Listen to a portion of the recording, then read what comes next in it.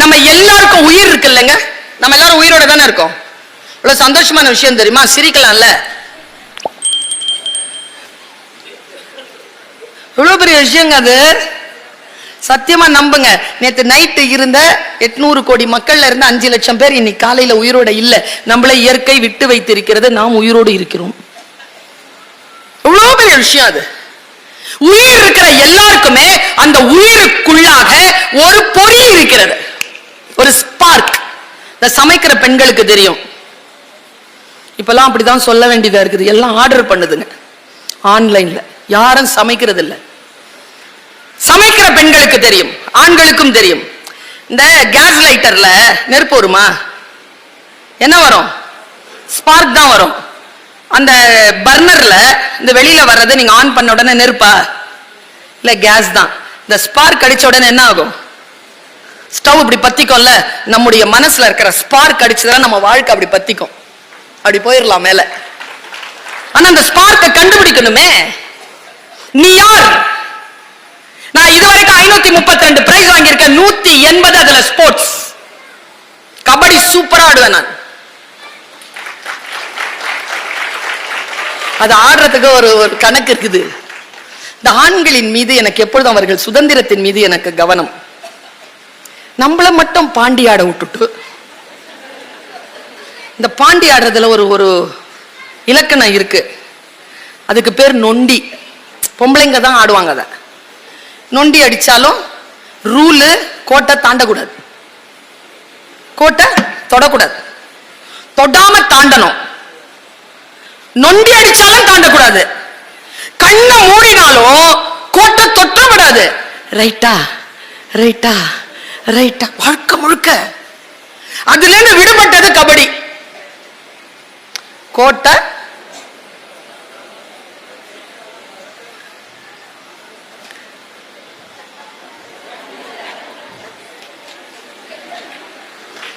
தொடணும், எதிராளியை சீண்டணும், சிக்க கூடாது, சேஃப்டியா வந்துடணும். ஆண்களே, ஏன் உங்களுக்கு இவ்வளவு பாரபட்சம்?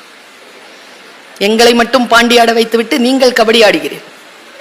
நாங்களும் வந்து விட்டோம் கபடி ஆடுவதற்கு.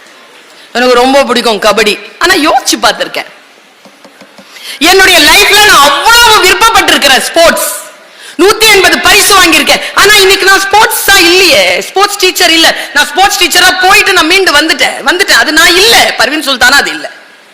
பர்வீன் சுல்தானுடைய ஸ்பார்க் எது தெரியுமா? தமிழ். அதான் அவளுடைய ஸ்பார்க். ஒரு மொழி பேசுகின்ற பொழுது, அந்த மொழியில் ஒரு கவிதை வாசிக்கின்ற பொழுது, ஒரு பொருளை யாரேனும் விளக்கி சொல்லுகின்ற பொழுது, உள்ளுக்குள்ள இருந்து ஒரு பரவசம் வந்து மூளைக்குள்ள அப்படியே சேர்ந்து அப்படி ஒரு சுகம் கொடுக்கும். ஒரு கவிதை போதுமானது எனக்கு, ஒரு கருத்து போதுமானது எனக்கு. குழந்தை போல நான் துள்ளி விளையாட. அப்படி என்றால் என் ஸ்பார்க் அதுதான். அந்த ஸ்பார்க்கை நான் பிடிச்சேன். என்ன ஆச்சு தெரியுமா? அந்த ஸ்பார்க்கை பிடிச்சதுல தமிழ் டீச்சரா போனேன். தமிழ் டீச்சரா போயிட்டு லெக்சரர் ஆனேன். லெக்சரர் விரிவுரையாளர் இருந்து பேராசிரியர், பேராசிரியர்ல இருந்து துணை பேராசிரியர், துணை பேராசிரியர்ல இருந்து இணை பேராசிரியர், போயிட்டு ஹெட் ஆஃப் த டிபார்ட்மெண்ட் தமிழ்னு போய் உட்கார்ந்தேன். தமிழ்ல SIT காலேஜ்ல எங்க முதலமைச்சர் ஐயா அவர்கள் இதோ இந்த 6 மாசத்துக்கு முன்னால ஒரு பணியானையை எனக்கு கொடுத்து அனுப்பினார். போதும் நீ டீச்சரா வேலை செஞ்சதெல்லாம், ஒரு 3 வருஷம் லீவ் எடுத்துக்கோ, வா, தமிழ் வளர்ச்சி துறைக்கு கீழே இருக்கும் உலக தமிழ் சங்கத்தின் துணைத் தலைவராகவும் இயக்குனராகவும் உன்னை நாங்கள் பணி நியமனம் செய்திருக்கிறோம். வந்து அங்கே தமிழ் வளர்த்து உலக தமிழ் சங்கங்களை ஒன்றிணை என்று சொல்லும் பொழுது என் ஸ்பார்க் என்னை ஒரு இடத்திற்கு அழைத்து சென்றதை நான் உணர்ந்தேன். உங்க ஸ்பார்க் என்ன இருக்குதோ அதை நீங்கள் விழிப்புணர்வோடு இருந்தால் பர்னர் பத்திக்கிற மாதிரி அந்த வெளிச்சத்தோடு உங்கள் வாழ்க்கை போகும் என்பதனை நீங்கள் மந்திர சொல்லாக உள்வாங்கி வைத்துக் கொள்ளுங்கள். ஒரு 4.5 மாசத்துக்கு முன்னால ஐரோப்பாவுல ஒரு திருடனை பிடிச்சாங்க மேடம். திருடன் ஸ்ட்ரோக், ராங் ஸ்ட்ரோக் தான். ஆனா நீங்க பாசிட்டிவா புரிஞ்சுக்கோங்க. அவனை ஏன் பிடிச்சாங்கன்னா, அவனை ஒரு பெரிய ராபரி கேஸ், ஒரு பேங்க்ல பெரிய கோடிக்கணக்கான பவுண்ட்ஸ கொள்ளையடிச்சிருக்காங்க, பிடிச்சிட்டாங்க. முன்னாள் அட்டார்னி உட்கார்ந்திருக்காரு, டிடெக்டிவ் உட்கார்ந்திருக்காரு. இன்டராகேஷன் தொடங்குது. அவன் கொடுத்திருக்கிற ஸ்டேட்மெண்ட், அது நான் நெட்ல வாசிக்கிறேன். அந்த ஸ்டேட்மெண்ட் இவ்வளவுதான். அந்த ஸ்டேட்மெண்ட் என்ன தெரியுமா? அவன் கேட்கிறான், நீ தானடா திருடின? நான் திருடல சார். ஏய், நீ தான் அந்த லாக்கரை திறந்திருக்க, உன்னுடைய ஹேண்ட் பிரிண்ட் அதுல இருக்கு, ஃபிங்கர் பிரிண்ட்ஸ் இருக்கு, சிசிடிவி கேமரா உன்னதான் காட்டுது. திறந்தது நான் தான் சார், நான் திருடல சார். அப்படின்னா சார் நான் லாக் ஓபன் பண்றவன் சார், கொஞ்சம் பவுண்டு கொடுத்தாங்க, நான் ஓபன் பண்ணி கொடுத்துட்டேன் சார், அவ்வளவுதான் சார் என் வேலை. என்னடா அதை பத்தி சொல்லுடான்னு சொன்ன உடனே அவன் சொல்றாங்க அந்த ஸ்டேட்மெண்ட். அந்த ஸ்டேட்மெண்ட் பதிவாகுது. நான் அதை சொல்றேன், உங்களுக்கு என்ன புரியுதுன்னு பாருங்க.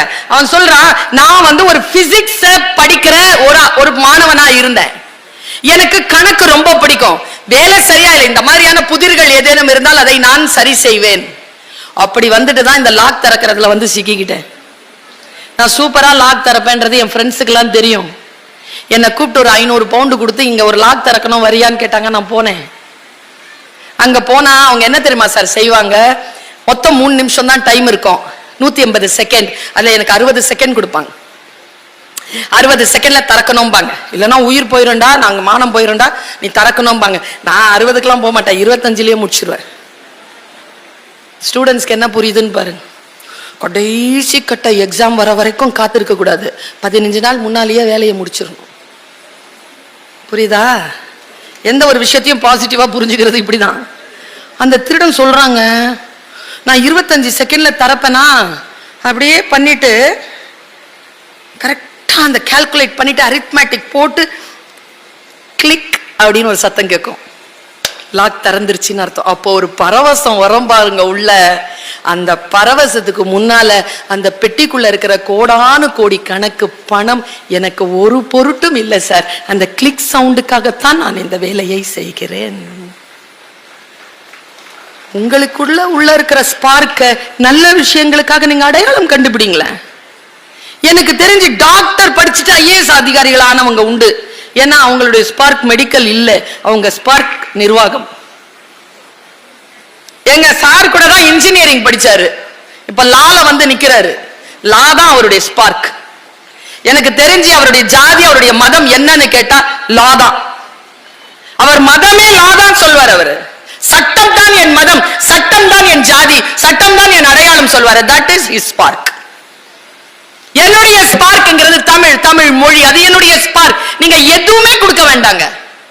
உங்ககிட்ட நான் பேசுறேன்ல, இதோ என்னை பார்த்து கொண்டிருக்கிறீர்கள், இதை விட பெருமதியானது வேறு எதுவுமே கிடையாது.